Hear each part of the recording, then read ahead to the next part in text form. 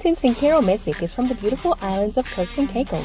While attending the Major Baston High School, Captain Missick answered the Lord's call and became a licensed minister of the gospel under the Revival Faith Center Ministries, and at the time was one of the youngest ministers.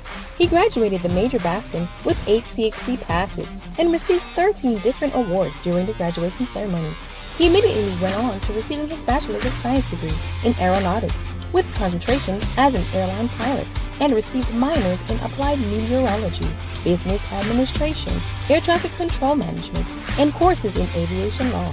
During his studies, he also taught kindergarten, just like his grandmother.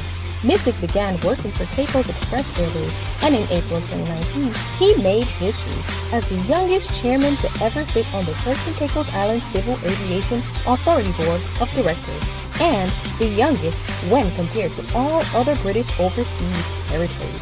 At the end of his tenure as chairman of the TCICAA, Captain Missick joined the Turks and Caicos Island Airports Authority as the executive terminal manager.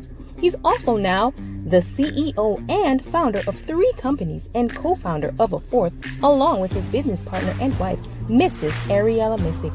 He is a firm believer of God's word to be true, that when you seek first the kingdom of God, all other things shall be added. Let's welcome Captain Missick to Pathways to Success. Good evening. Welcome to Pathway to Success. I'm your host, Dr. Michael Hunter, and we have, oh my God, illustrious Captain Missick. He was born in the beautiful island, if you've heard on the forecast, that he was born in the Turks Island, and we're so honored to have you here, Captain Missick. Welcome to Pathway to Success. Thank you. It's a pleasure to be here. It's a pleasure. Can you tell us about your educational journey, starting from your time at Calvary Christian School to your graduation from that Major Baston High School? Okay.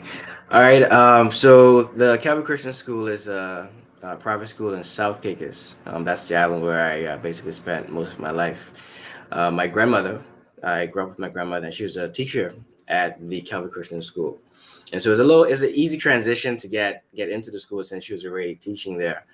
So I did from kindergarten all the way up to grade school. I think it's grade 2. And then from there, moved on to Irish Stubbs, which is also in South Caicos. And then from there, I moved to Provo, which is the city here in Turks and Caicos. Did about 2 years at the Whole Gospel Christian Academy. Then I eventually moved back to South Caicos to basically wrap up my high school schooling. And throughout the whole time, I grew up in church, and so the entire time I was a dedicated Christian, not perfect, but I definitely put in the effort while I was in school up until now. That's good. But what motivated you to become a licensed minister of the gospel at such a young age? My desire to help others. I think that's what really led me to it, and then the love for God. Back in high school, I did about a 2-year, I guess you can call it a shadowing mentoring program at the church that I attended, where I was a minister-elect for about 2 years before I was actually ordained licensed minister. And after I finished high school, I went to university in Florida, and luckily there was actually a sister church in the same area as my university, so I attended that church while I was going to university. But I think my love for for God, and my desire to help people, not just physically, but also spiritually. That's great.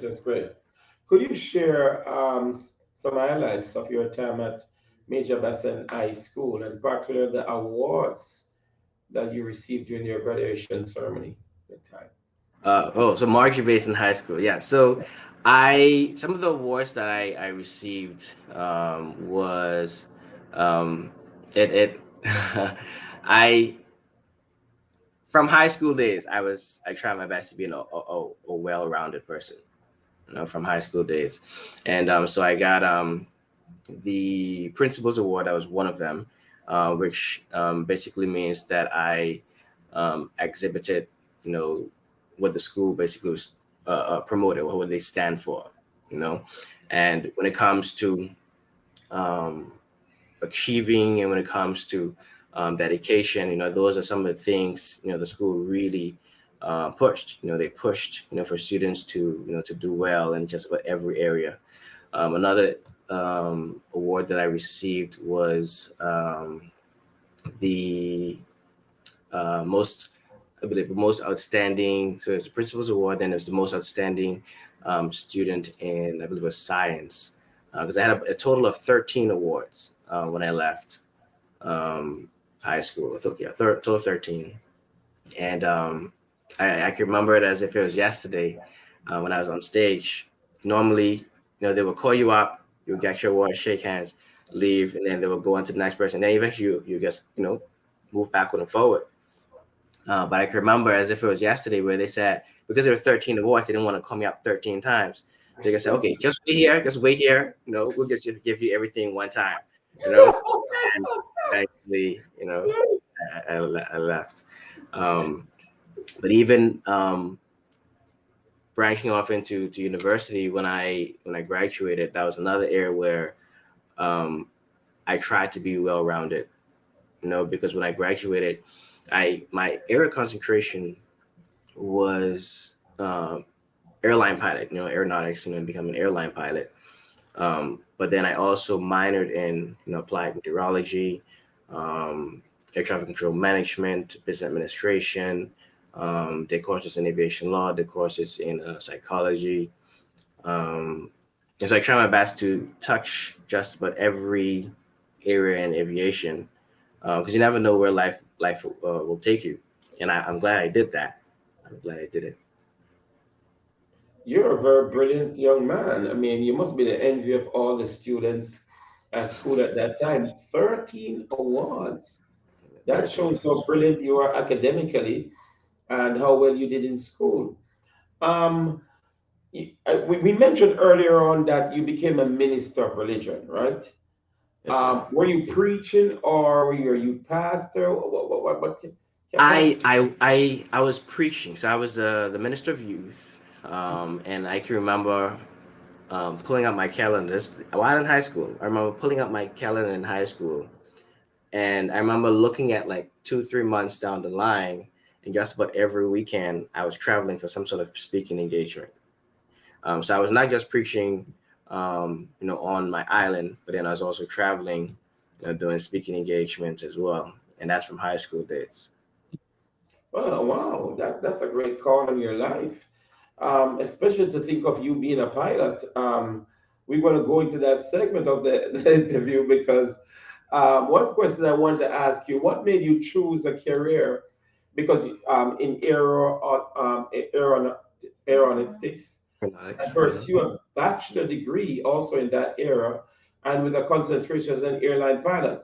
Why I had to ask that question? Because you have a strong love for the Lord, you are traveling ministering. So, how do you detour from that to step into this other path, career pathway? So I guess I have two passions: helping others, and then a passion for aviation as well.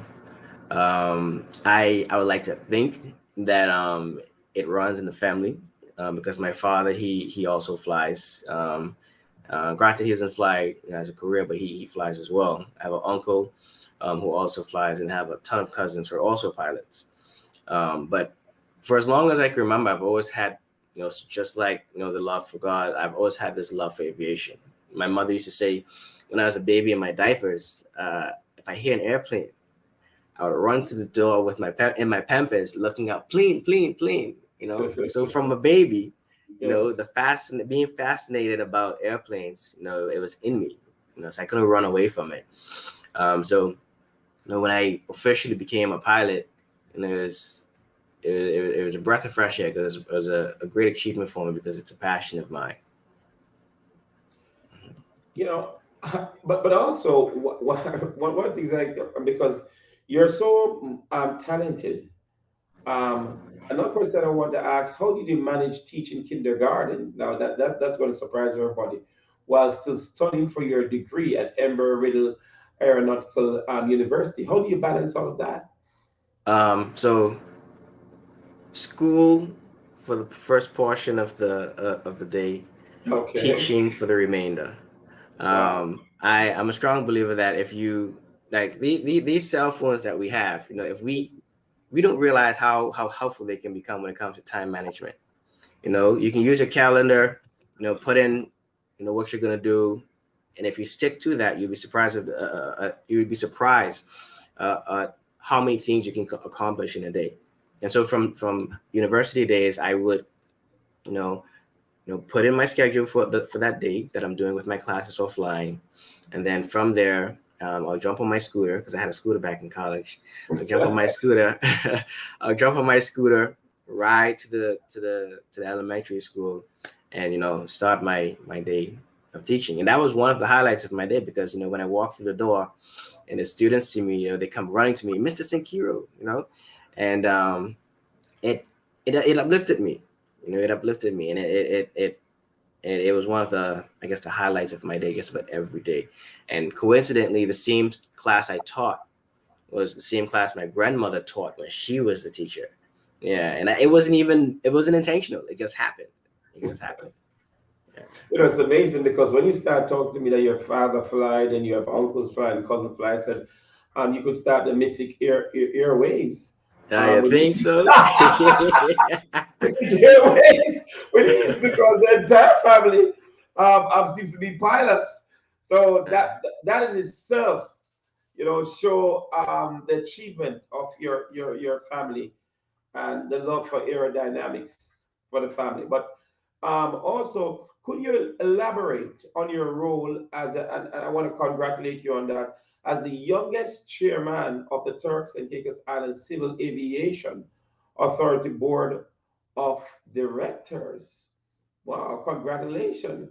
Thank I you. wonder Thank you. how do you stay grounded with such a position? So back in 2019, that's when my tenure as the Civil Aviation Authority Board Chairman, that's when my tenure started. I did 2 terms, and I'm a strong believer that whenever you're doing something, do it with all your might, and do it with a spirit of excellence. And so, you know, when I was appointed to the post, I treated the appointment and the assignment as if it was something that I started. Granted, it's nothing I started. I did not start the organization or the board or anything, but I treated it as such. I ensured that every decision I had to have some sort of input in was well thought out. And ensured that even before our meetings, we definitely seek God's face before we open up a meeting. And from 2019 up until actually this past March, I think it's the 30th, 31st of March, that's when that chapter officially closed. I enjoyed the journey because it was dealing with a different side of aviation, and it was a side of aviation that I studied while I was in university. And so I was happy to use the knowledge, some of the knowledge that I learned in university in real life, because the main reason I moved back home is so that I can give back. And I was able to do that as chairman, and I'm also able to do that with my current position with Airports Authority as well. That's great. What are some of the challenges that you face in that position? As chairman? Yeah. Okay, so when I during my tenure as chairman, I think one of I don't think it was a challenge, but it was a thought that I would have had this challenge. And it was because I was young. I was expecting persons to try and undermine me or try to disrespect me. That was the expectations from some persons in my mind before even meeting them, which is a bad thing to do. But I'm happy to say that throughout the entire my entire appointment, at no point did anyone, from the janitor to the head of the organization to persons who I had to interact with outside the organization while representing the organization, at no point did anyone try to disrespect me or try to undermine me. And I thank God for that.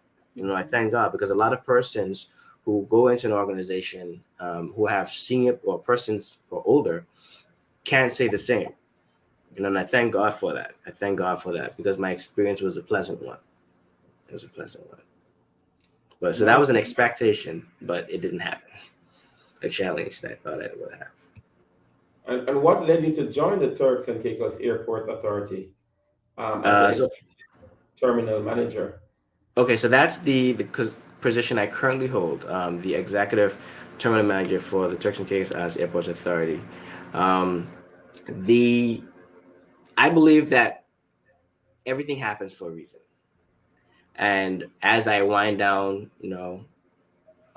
as I came to the end of my chapter as chairman, around the same time I was able to join the Turks and Caicos Islands Airports Authority. And like I said, I love giving back. And this position is one of the perfect opportunities for me to do that. I get to ensure that the operations of the airports run smoothly, ensure that the infrastructures are well kept, and for us, currently tourism is our bread and butter. That's our golden goose.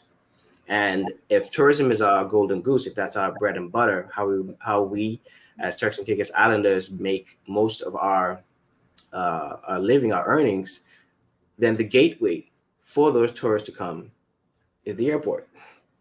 And so for me to have that major impact or that opportunity to give back, I don't take it lightly. But I believe accepting the post was mainly because I have an opportunity to give back. Awesome, great. We're going to take a short break with Captain Missick. Wow, what can I say about him? Here, pilot, pastor. He's a CEO of his company, and a great young man. We're going to take a short break. We'll be right back with you with Pathway to Success.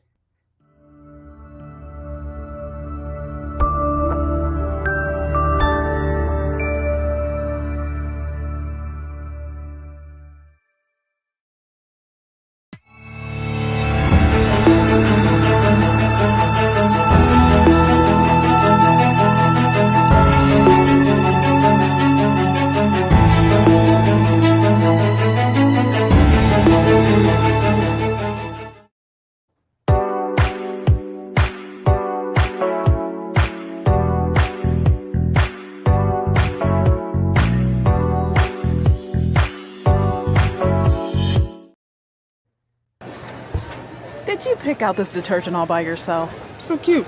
It's half the size and it's half the plastic. And there's nothing cute about unnecessary plastic.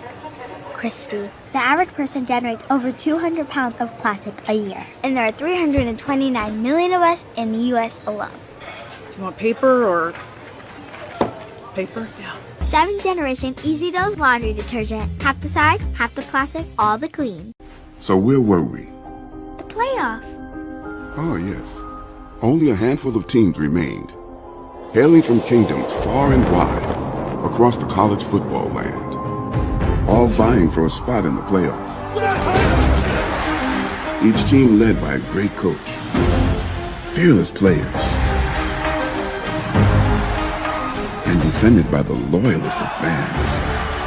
Soon, they would take part in an epic playoff battle for the right to call themselves national champions. And to the victor go the spoils, a beautiful trophy, a grand celebration, and bragging rights that stand the test of time.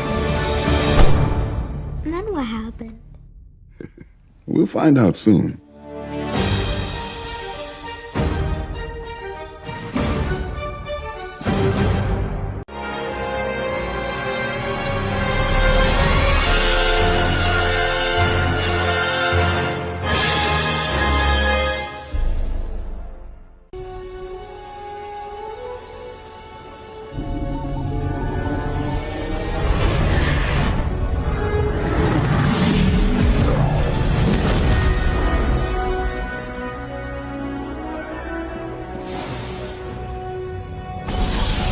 Ready?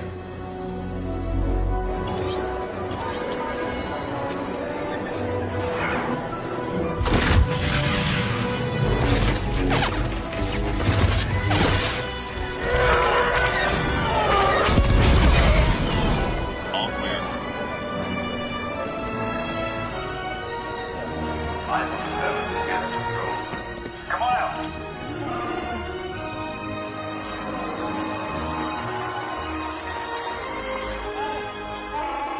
Chewie. You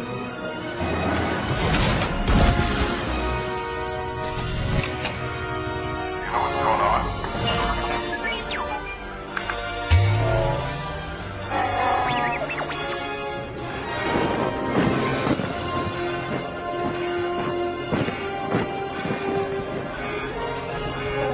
This ship is now under the command of the First Order. Live your Star Wars story in a new 2-night adventure. You know what I've come for. Only at Walt Disney World Resort.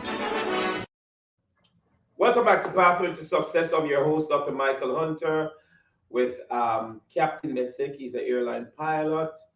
Wow, he's a pastor, and he's the also CEO of his own companies.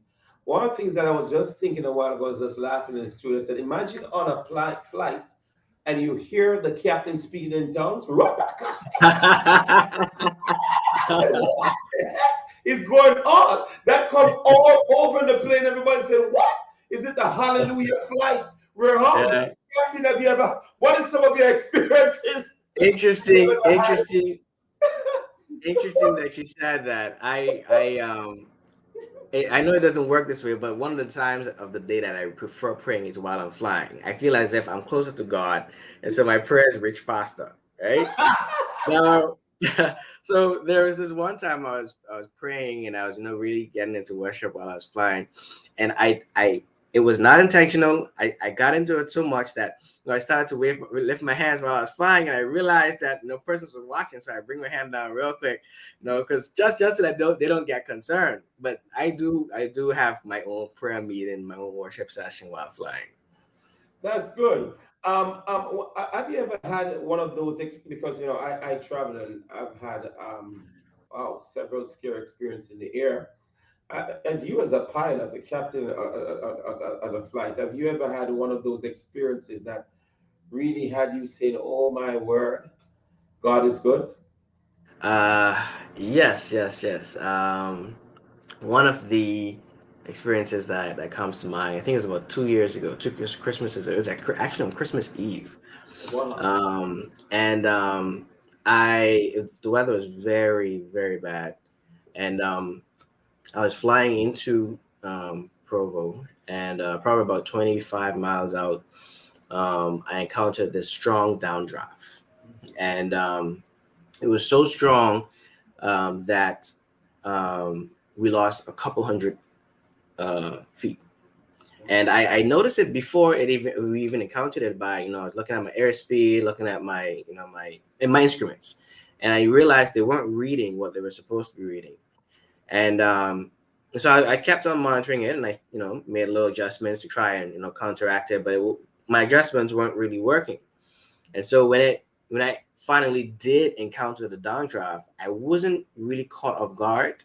So I did, the necessary procedures. And so we dropped a couple hundred feet, and everything that was not nailed down was floating in the air, everything. And the passengers, they were terrified. And I think what really caused persons to, I guess, become a little shaken up was when we came to the base of the cloud and they saw the water coming towards them. I think that's what really, kind of had people a little shaken up. And we recovered, probably about 1,500, 2,000 feet from above ground. Like, I was able to climb up. I reported it to the tower, let them know what we experienced. And and it was one of those moments where I wasn't afraid or scared in the moment. I just did what I was supposed to do. After I got on the ground, I was like, oh wait, that actually happened. Especially when the passengers were walking off the plane, and everybody, shaking my hand, thank you so much, thank you so much. And this gentleman, he said, Captain, I'm a Rasta, and it ain't much things that scare me in life. Right? He said, but today, this is one for the bucks. This is one for the bucks. He said, thank you, appreciate it. And but that was one of those, like wow moments, like, oh, if things had, didn't go the way they did, it could have been a different situation, especially on the day before Christmas. Yeah, but that's where, the company, we do regular training, recurrent training, so that you're kept, things are kept fresh in your mind, the procedures that you're supposed to do, because you're not going to experience emergencies every day. They happen, very rarely. And so because of that, we have to do recurring training, and we do recurring training quite often, to keep those procedures fresh in our minds, so that whenever we do encounter a situation, it's like second nature to react. Good. Have you your planes, are they kept in, because you as a pilot, do you go in and inspect the plane before you take off, which normally as the other pilots do, but your plane's in excellent condition? Yes, yes, yes, very much so. We have top-notch engineers, and top-notch pilots as well, from some of my colleagues as well. So the engineers, they do their pre-flight checks before we get there, um, and before flights, and then both crew members also do checks. So they'll do their checks. They'll walk around to ensure everything is, um, in tip-top shape. Actually, the I guess the slogan for the company is safety first. And if safety is first, then everybody has to play their part to ensure that everything is safe. Good. At such a young age, you are a CEO of your own companies. What are the names of the companies that you have founded? So my wife and I, we have about four companies. We have Missick's Vending Retail, Missick's Vending Marketing and Advertisement. We have Navi's Funland, which is the newest, I guess, recreational thrill ride park that we started most recently started. And Where? then we all On which side of the island is that? Providence, yeah. So we have one ride at the moment, and we're Uh-huh. adding additional rides. Yeah. Right. Um, and then we have Ekfrasis, which is an accessory company. Actually, no, I'm actually wearing one of the jewelry now. Yeah. Beautiful. So my mom, we make these. We make these. That's beautiful. Yeah. Yeah. Well, but I'm sure I hope that, I know the producers indicating to me that they're hoping to get some free ones sent over. They indicated to me so we can all practice it on pathway to success. Yeah, Yeah, right yeah, there. yeah, yeah, for sure, for sure. Got your logo on it, for sure, for sure. 'Cause I got mine personalized because they're all personalized items, So I got mine that says Captain Missick, and I have my home island on it, and That's so good. yeah, so I like that. it's nice. I'm Yes. sure they'll get hers kept and personalized also, Dr. Michael, on the pathway to success. But as a CEO and founder of four companies, right? Is it three, four companies, and a co-founder of another? What motivated you to start these ventures, and what are their areas of focus? These companies. I am a strong believer that in order for you to be comfortable in life, you have to have multiple streams of income. And I think I love the scripture that says, "Despise not the days of small beginning." Just about every company, every mega company you see out there started small, and so I started So my first company was very small. I started it. That's the vending, Missick's vending, and because I believe that in order to be comfortable um, financially, there has to be multiple streams of income. I decided to branch off into areas that were one um, achievable, and then you didn't need much capital to start in the beginning, and then go from there.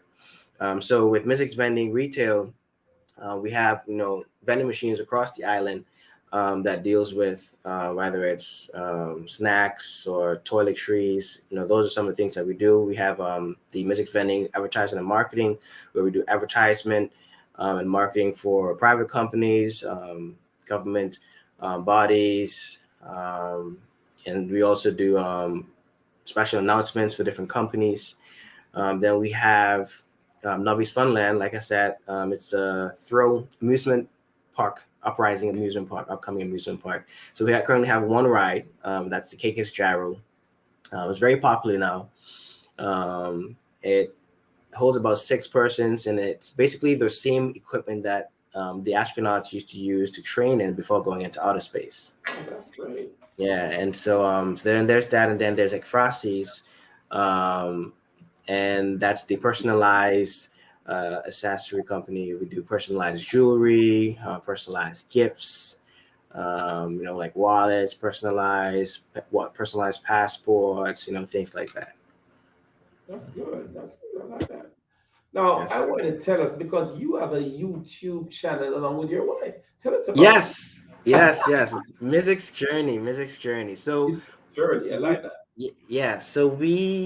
My wife and I met back in 2016, and when we got together, we realized that there weren't much content out there that would cater to persons our age or anyone who needed Christian advice, anyone who was open about how they dealt with situation. And so we decided, after we got married, we would start up a YouTube channel and a Facebook channel where we would basically share how we deal with situations, how we deal with problems. Um, Also, share fun moments, funny moments, and that's how it really started. And so um, we're actually she told me that we have to do a recording tonight after I'm done here. So we'll be posting another video probably in another day or two after we do a recording tonight. But that's where it came from, wanting persons to have some sort of content up there where they can have godly advice, clean advice, and see how to deal with certain situations. Granted, we're no licensed, therapists or counselors. We're just sharing how we deal with things. Right. You know, right? That's good. I like that. And how do you balance your roles as an airline pilot, minister, CEO, husband, family man? What strategies do you employ to manage your time effectively? I have a calendar, and I stick to it. Right. Yes, even if I don't schedule in my calendar to drink tea, I will not drink tea. Yeah, I stick to my calendar, and these phones, they're so helpful. Yeah. They're so helpful. And so I think like yesterday, one of my god brothers and a high school friend, both of them said, "Man, we have to do lunch this week." And so I said, "Okay, no problem. When do you want to do it? That way I can put it in here and I can lock it in and nothing can interfere." Right. And so it's something as simple as going out to grab something to eat or going for a drive with a cousin or brother. I put it inside of my calendar. That way, one, I remember, Hmm.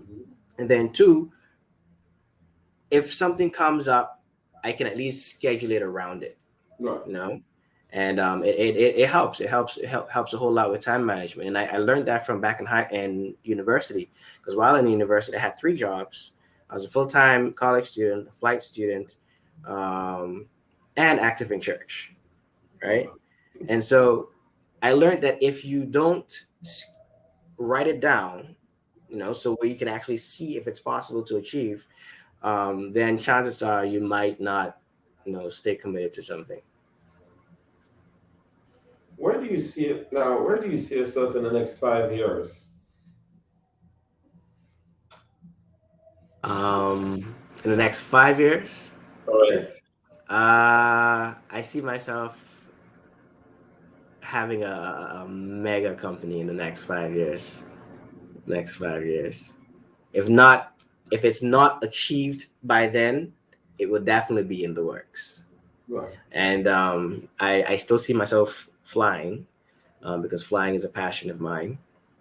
Um, whether it's purchasing my own aircraft and just flying for fun, or taking the family on a weekend trip, or it's whether I continue flying with the company that I work for now, or I fly for now, because I think I had mentioned to you before, my full-time job, my daytime job, is the executive terminal manager for the Turks and Caicos Islands Airports Authority. And on my days off, whenever the airline requires my assistance, I would definitely lend a helping hand and ensure that everything is in order for me to do so. Your passion for God is so amazing. I'm amazed you didn't say you see yourself opening a big church.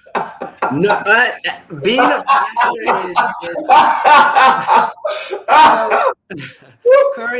currently my wife and I are assistant pastors currently, Yeah. and I see the challenge my leaders go through. And I am okay with just holding up my leader's hand, and being that pillar of support, as opposed to taking the phone for granted. Maybe the Lord might have it where He wants me to come forward and be a lead pastor, a senior pastor. But at this moment, I am content with just being an assistant pastor, holding up my leader's hand, and just taking it from there. But yeah, I see what happens. The persecution is too great. You have seen Say us go through persecution. People lied and yes, fight against envy and yes, jealousy. hmm It's, yes. It's and yet, in spite of all that they go through, they still wear a smile. In spite of all, and so, but yeah, I let the well, Lord's will be done. I may travel with you very soon, and we could hear some gospel music playing. We shall have a grand time up in heaven, which I would get off the flight. I would say I'm not ready to go to heaven right now, but if you hear that on the flight, I say, "Oh my God, does that mean it's our last flight?" But Mm, I want to thank you for taking time out of your busy schedule, Captain Missick. Great son of the soil of Turks Island, and one who have made the Turks Island extremely proud. And thank you, also, another thing which is extremely important, a servant of God. God bless you. And thank you, again, thank you. Keep on flying. You're a winner. thank you. I appreciate it. Thank you so much for having me. Thank you. You're welcome. Want to just tell everyone, this is the bite for the week. Keep on flying. You're a winner. Have a great week. Take care.